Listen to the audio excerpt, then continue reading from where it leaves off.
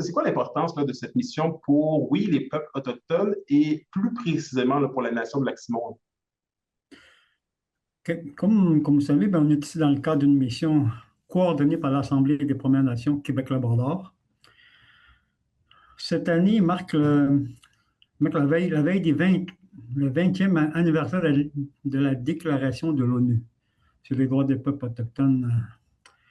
Notre mission, c'est de rappeler à la communauté internationale que le Canada a pris des engagements avec ce qu'on voit avec le C5. Maintenant que la Q5, je pense qu'il a été, aux dernières nouvelles, qui a été rejeté, si je ne me trompe pas, ou abandonné. Et, je trouve que le Canada il est en train de les briser.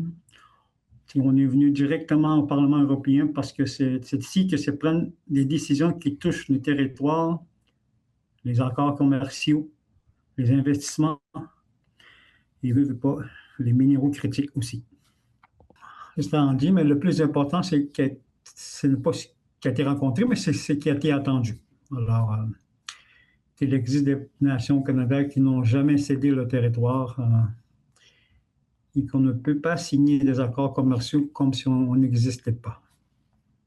Et vous venez de bien le nommer, M. Piel, là, quand vous dites là, on ne peut pas signer des accords comme si les peuples autochtones n'existaient pas.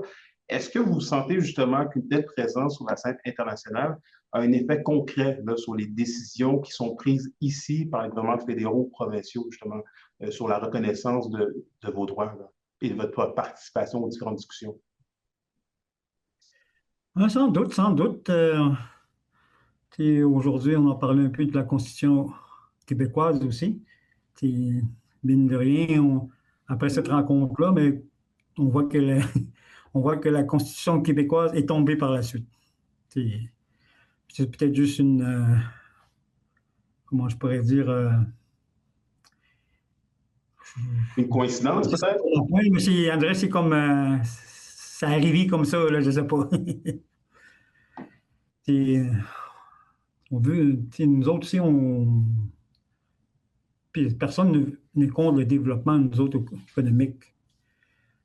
Mais le Canada s'est engagé devant le monde, à l'ONU, à obtenir notre consentement avant les projets sur notre territoire.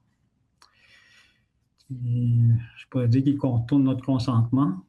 On ne bâtit pas une économie forte sur le dos des droits des Premières Nations. Et c'est quand même important ce que vous dites là, Monsieur Penn, justement, qu'on ne construit pas une économie forte sur le dos des Premières Nations. Évidemment qu'on sait présentement que le climat économique est très difficile. Est-ce que la collaboration d'égal à égal avec le gouvernement et les communautés autochtones est encore réaliste selon vous, là?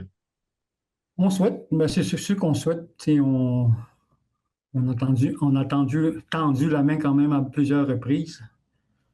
Quand deux gouvernements négocient, on n'appelle pas ça un droit on n'appelle pas ça un veto, mais on appelle ça un partenariat, je pourrais dire. Là.